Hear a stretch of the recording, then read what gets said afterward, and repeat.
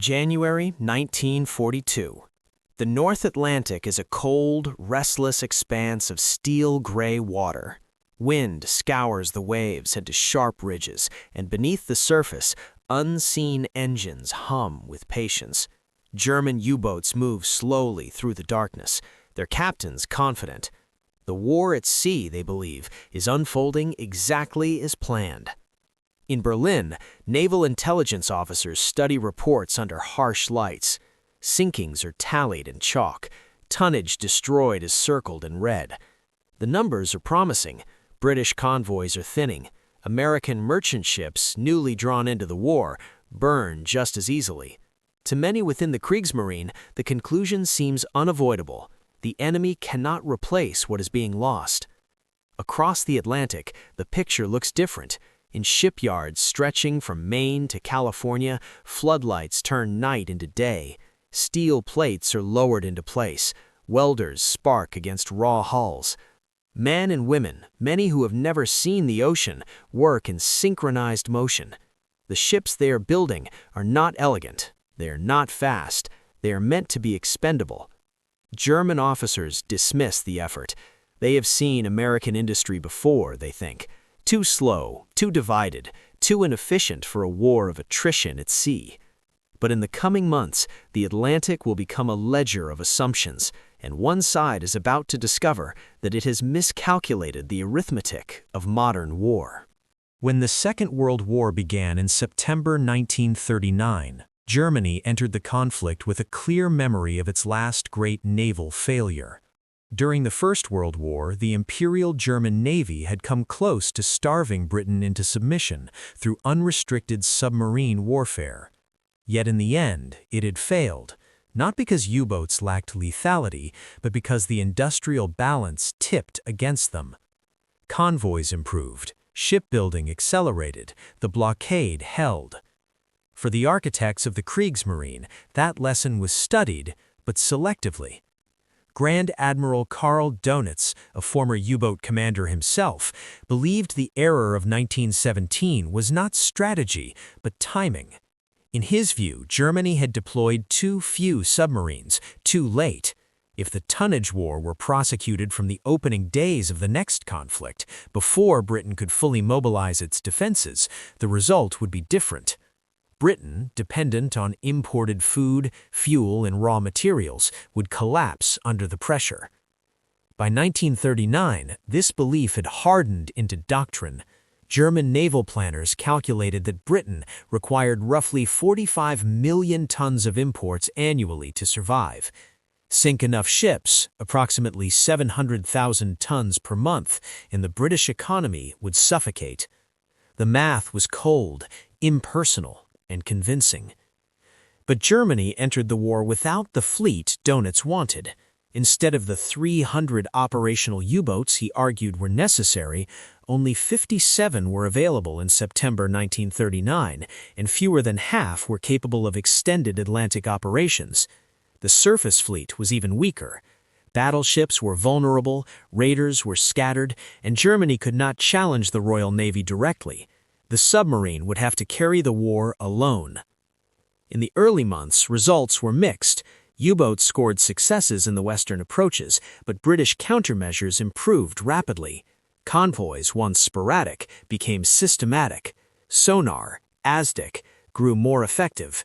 Air patrols expanded their reach. Losses mounted. By the end of 1941, Germany had lost 35 U-boats, high for a force already stretched thin. Then the strategic landscape shifted. On December 7, 1941, Japan attacked Pearl Harbor. 4 days later, Adolf Hitler declared war on the United States. For Dönitz, this was an unexpected opportunity. The American coastline was vast, poorly defended, and unprepared for submarine warfare. U.S. merchant shipping moved independently, lights burning at night, silhouetted against coastal cities. To German commanders, it looked like the Atlantic in 1917 all over again. Operation Paukenschlag, Drumbeat, was launched in January 1942. U-boats moved into American waters with devastating effect. Tankers exploded within sight of shore. Wreckage washed onto beaches, sinking soared. In the first 6 months of 1942, over 3 million tons of Allied shipping were destroyed, the majority by submarines. German confidence surged. Within the Kriegsmarine and the wider German High Command, assumptions about the United States solidified quickly. America, they believed, was rich but inefficient. Industrial capacity existed on paper, but mobilization would take years. Labor was inexperienced, management fragmented. Shipbuilding, in particular, was viewed as a slow craft, dependent on skilled workers and long construction times. Reports from naval attachés and intelligence officers reinforced the narrative. American yards, they claimed, were uncoordinated, designs were inconsistent, output could not possibly keep pace with losses. Dönitz himself calculated that even if the United States expanded production, it would not do so fast enough to offset U-boat sinkings in 1942 and 1943. The Tonnage War, once again, appeared winnable. What German planners failed to fully grasp was that the United States was not preparing to outbuild the U-boats ship by ship. It was preparing to change the nature of shipbuilding itself, and the conditions that allowed this transformation had been forming quietly, long before the first torpedoes struck an American hull. The story of that transformation begins not at sea, but on land, inside an industrial system already straining toward a different kind of war.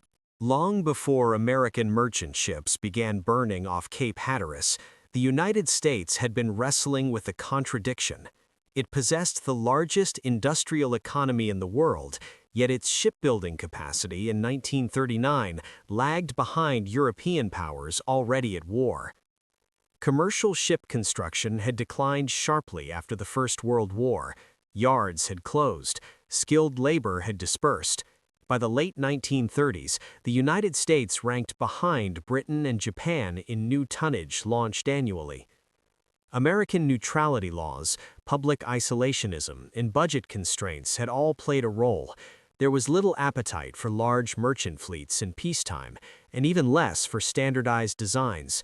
Shipbuilders favored custom vessels, tailored, complex, slow to produce. Each ship was treated as a singular project, not a repeatable unit. The outbreak of war in Europe changed that calculus almost overnight. By 1940, Britain was fighting for survival. Losses in the Atlantic were mounting, and British yards were operating at full capacity simply to keep pace. Prime Minister Winston Churchill turned to the United States with urgency. Britain did not just need weapons, it needed ships, cargo ships, by the hundreds. Franklin D. Roosevelt understood the stakes.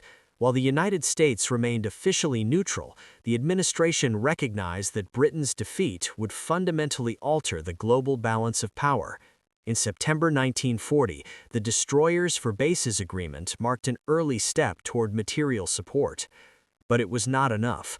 What Britain needed was a sustained flow of goods across an ocean increasingly dominated by German submarines. The answer lay in an old idea, revived under new conditions.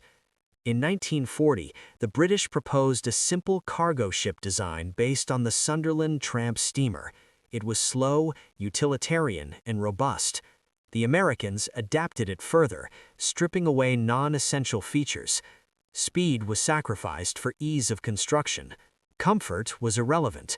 What mattered was that it could be built quickly, in enormous numbers, by a workforce that did not yet exist. The U.S. Maritime Commission approved the design in 1941.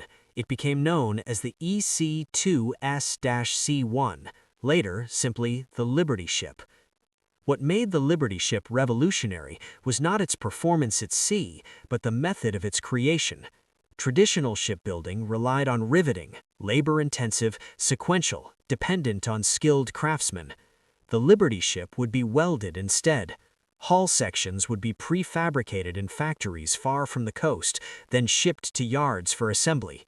Work would be broken into discrete tasks, repeatable and teachable in weeks rather than years.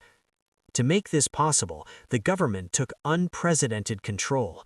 New shipyards were built from scratch, existing yards were expanded and standardized. Industrialist Henry J. Kaiser, whose background lay in construction rather than shipbuilding, was brought in precisely because he questioned traditional methods.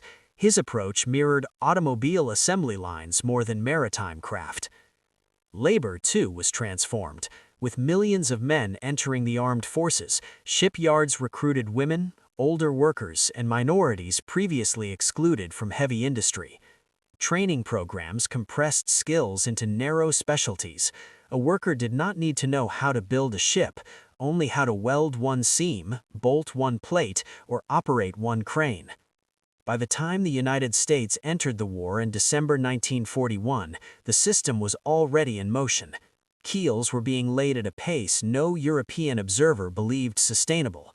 In September 1941, the first Liberty ship, SS Patrick Henry, was launched after just 244 days of construction. It was a symbolic achievement, but it was only the beginning. As 1942 unfolded, shipyards moved from dozens of hulls to hundreds. Construction times fell from months to weeks. Launches became routine events, not milestones. For every ship sunk in the Atlantic, another slid into the waters somewhere along the American coast. German intelligence continued to track losses. Sinkings still dominated their reports. But buried beneath those figures was a new trend, one they neither fully believed nor fully understood. Because the war at sea was no longer being decided solely by torpedoes and tactics, it was being decided by production schedules, welding arcs, and the relentless mathematics of replacement. Those forces now begin to reveal themselves through the people, machines, and assumptions that shaped the Liberty ship program from the inside. The Liberty ship was not born from tradition. It was built by people who, only months earlier, had never imagined themselves inside a shipyard. Across the United States, recruiting posters called for hands, not experience. Farmers left fields. Shop clerks traded counters for welding masks. Women stepped into roles long reserved for men, their presence reshaping both the workforce and the culture of industrial America. Training was brief and focused. A welder might learn only a single seam, repeated thousands of times. Precision mattered, but speed mattered more. Shifts ran around the clock. Floodlights turned night into an extension of day. Mistakes were corrected, not punished. The system assumed error and designed around it. What emerged was not craftsmanship, but momentum. For many workers, the Liberty ship was their first connection to the war. They would never see the Atlantic, never hear depth charges or alarms, yet every completed hull carried a sense of participation, a quiet understanding that steel assembled on land could decide survival at sea. Welding was the Liberty ship's greatest risk and its greatest advantage. European yards had used welding cautiously. Failures were costly and visible. The Americans embraced it wholesale. Entire hull sections were welded together, eliminating tens of thousands of rivets per ship. Weight dropped, construction accelerated. Early failures occurred, some ships cracked in cold waters, fractures racing across brittle steel. Investigations followed, metallurgy improved, design modifications were introduced. The program adapted without slowing. Perfection was not the goal, continuity was. Each solved problem fed directly into the next hull. The learning curve flattened. Output climbed. German naval intelligence tracked Liberty ships by the same metric they tracked everything else: tonnage. Reports noted new hulls, but often dismissed them as low quality, slow, and vulnerable.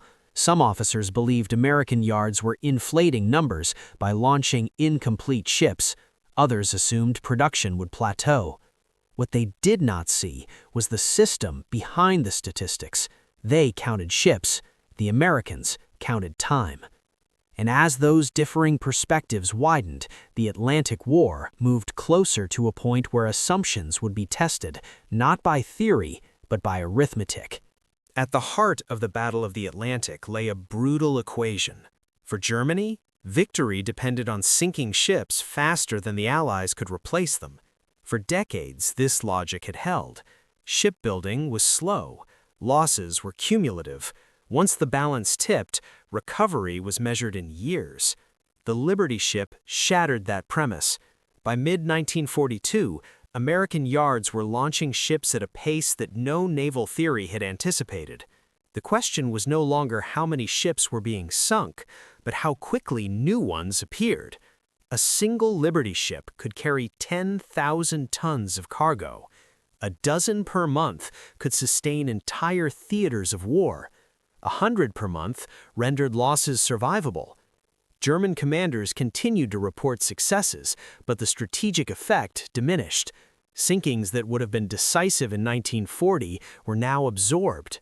Replacement overtook destruction. The war at sea was becoming elastic, stretching without breaking. Franklin Roosevelt never framed the Liberty ship as a weapon, but he understood its role. He supported centralized planning, accepted inefficiencies, and tolerated early failures in exchange for scale. Henry Kaiser executed that vision with relentless pragmatism. Speed was the metric. Everything else was secondary. Dönitz, by contrast, remained bound to his tonnage calculations. He recognized the rise in American production, but believed U-boat numbers could still prevail. His appeals for more submarines came too late. Shipyards outpaced submarine pens. Leadership choices on both sides hardened into trajectories that would soon intersect violently. For Allied sailors, the sight of new hulls mattered. It meant convoys continued. It meant cargo would arrive. For German crews, the opposite occurred. Sinkings no longer produced strategic results. Patrols grew longer. Losses increased. Confidence eroded quietly.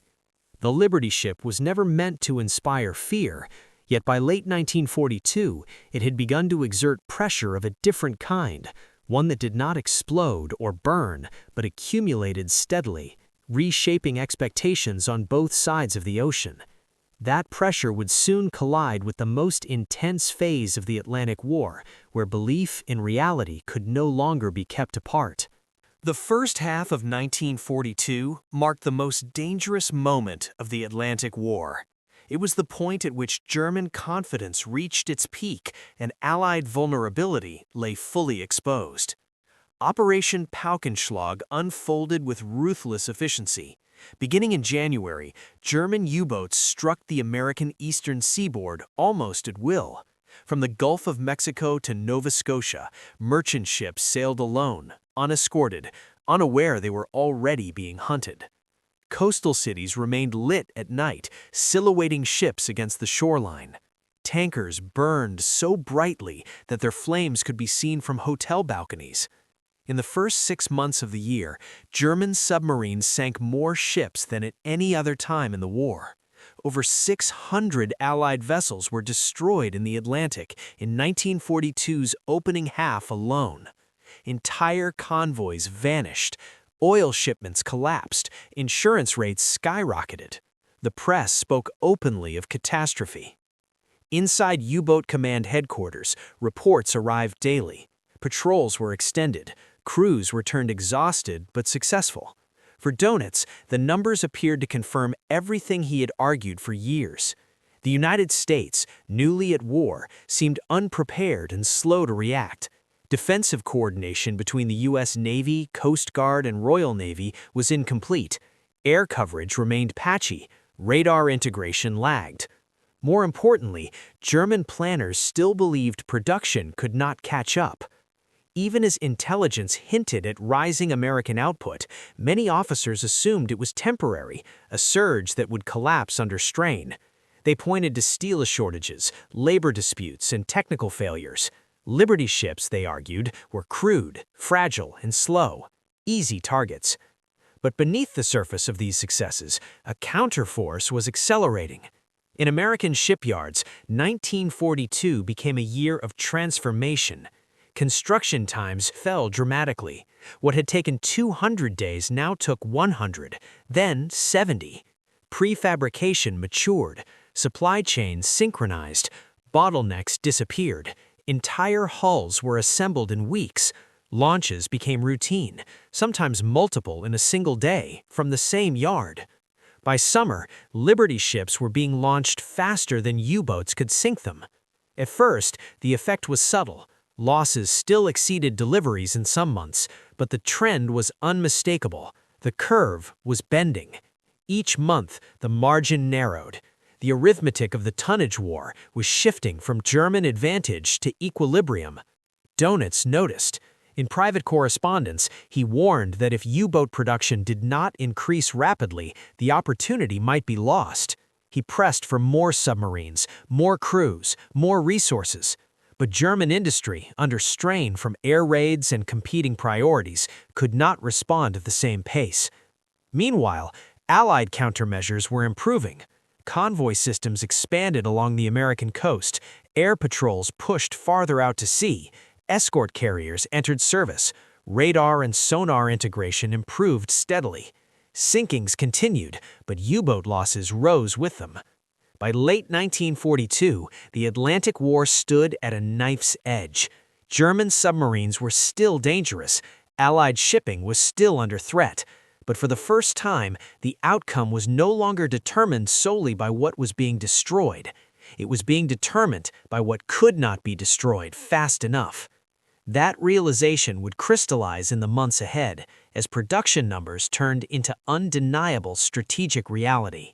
By early 1943, the Battle of the Atlantic entered a new phase, one defined less by spectacular sinkings and more by sustained pressure. The tipping point did not arrive with a single battle or dramatic announcement. It emerged gradually, through accumulation.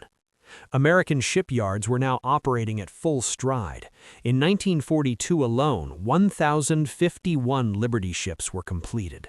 In 1943, another 1,095 would follow.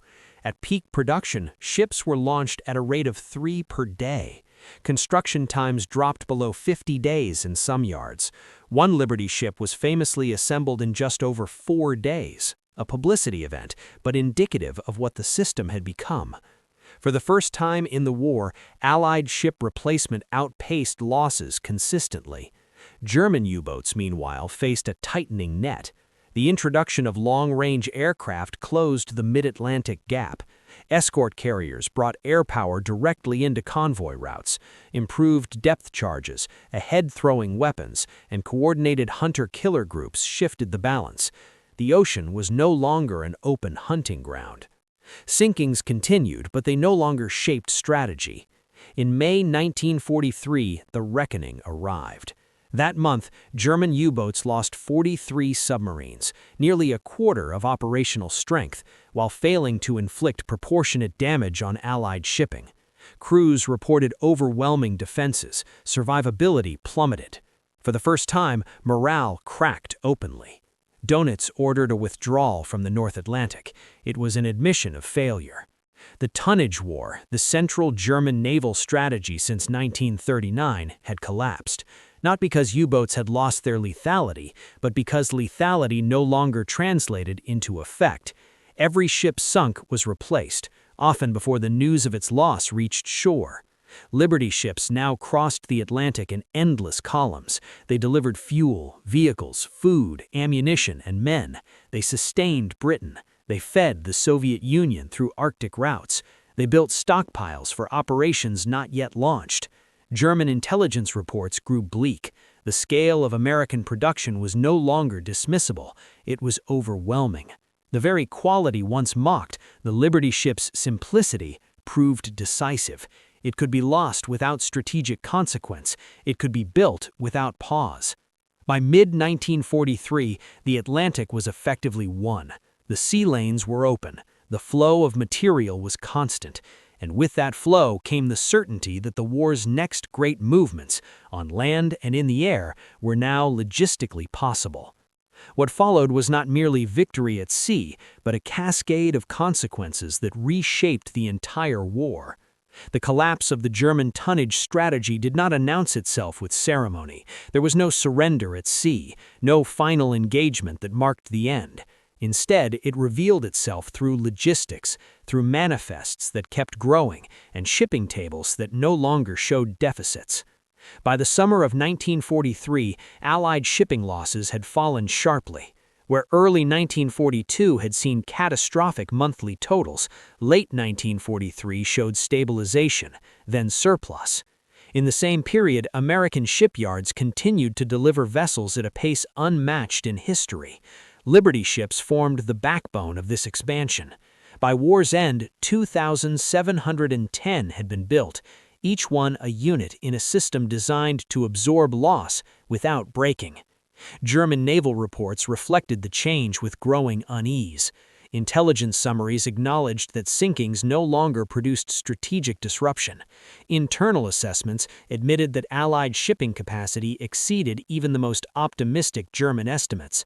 The U-boat arm, once considered a war-winning instrument, was now a defensive force, reactive, constrained, and increasingly costly. The numbers told the story plainly. Between 1941 and 1945, German submarines sank approximately 14.5 million tons of Allied shipping. In the same period, the United States alone produced over 38 million tons of merchant shipping. The gap was no longer bridgeable. For Allied planners, the implications were immediate. With shipping assured, operations previously considered impossible became feasible. Large-scale troop movements could be scheduled without fear of interruption. Equipment could be stockpiled months in advance. Redundancy replaced improvisation. The Liberty ship did not carry glamour. It carried consistency. In Britain, the threat of starvation faded. Rationing remained, but collapse was no longer a concern. In the Soviet Union, American cargo, trucks, locomotives, food arrived in quantities that transformed operational mobility. In North Africa and the Mediterranean, sustained supply enabled offensive operations rather than temporary thrusts. German leadership recognized the broader danger. Without control of the Atlantic, Germany could not prevent the concentration of overwhelming force in Western Europe. The invasion they feared was no longer hypothetical. It was being prepared openly, ship by ship. The Liberty ship, once dismissed as crude, had become invisible through ubiquity. Its very presence was a signal that the war's tempo now belonged to the Allies. And as production continued without interruption, the consequences of that shift began to ripple outward, beyond the Atlantic, beyond shipping, and into the final phase of the war itself. By 1944, the effects of American maritime production were no longer confined to shipping statistics. They had reshaped the entire strategic landscape of the war. The buildup for Operation Overlord, the invasion of Normandy, depended on uninterrupted transatlantic flow. Millions of tons of equipment, fuel, rations, and ammunition crossed the ocean months before the first landing craft touched French sand. Liberty ships delivered much of it quietly, without distinction, unloading cargo that would never again be counted as tonnage but as momentum. In the Pacific, similar patterns emerged. Though Liberty ships were not frontline transports in amphibious assaults, they sustained the long supply lines that allowed island campaigns to continue without pause. Warehouses filled faster than they emptied. Repair depots remained stocked. Strategic initiative remained constant. For Germany, the realization came too late. U-boat production increased, but crews lacked experience. New technologies, snorkels, improved torpedoes, arrived after the decisive moment had passed. The ocean was now dominated by Allied air power and escort groups. Each patrol carried a higher probability of loss than success. Post-war German naval analyses were candid. The failure to disrupt Allied logistics was acknowledged as decisive. The assumption that American industry would mobilize slowly was identified as a fundamental error. Officers noted that industrial warfare had outpaced tactical innovation. The submarine, once a strategic weapon, had been reduced by sheer scale.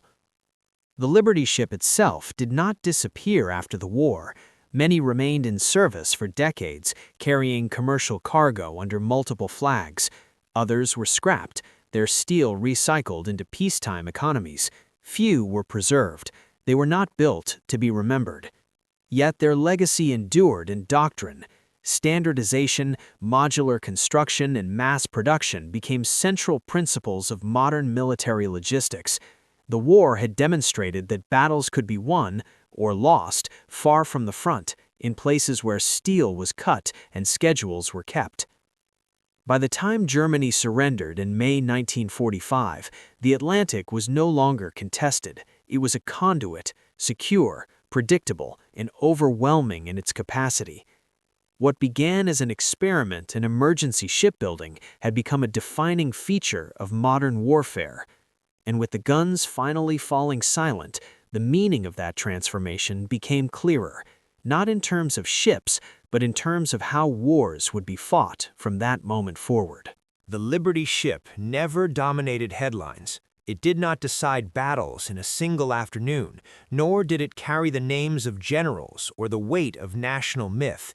It moved slowly, it broke down, it was often anonymous, and yet it altered the course of the Second World War as decisively as any weapon deployed in combat. German naval officers had not misunderstood American courage or intent, they had misunderstood scale. They measured power in hulls sunk, in torpedoes fired, in patrols completed. They believed war at sea remained a contest of destruction. What they failed to see was that it had become a contest of endurance. American industry did not seek perfection, it sought continuity. The Liberty ship embodied that philosophy, standardized, replaceable, sufficient. It accepted loss as inevitable and rendered it strategically irrelevant. In doing so, it removed fear from logistics and replaced it with certainty. The Atlantic War was won not when the last U-boat was sunk, but when sinkings stopped mattering. That lesson echoed beyond 1945. Modern warfare would no longer be decided solely by brilliance at the front, but by systems behind it, by factories, supply chains, and the ability to adapt faster than an enemy could destroy. Technology would matter, but organization would matter more. The Liberty ships were never meant to survive history. They were meant to outlast a crisis. They did more than that. They proved that in an industrial age, the decisive weapon is not always the one that strikes hardest, but the one that keeps coming, quietly, relentlessly, until resistance becomes futile. And in the cold arithmetic of the Atlantic, 2,710 ships were enough to end a war at sea.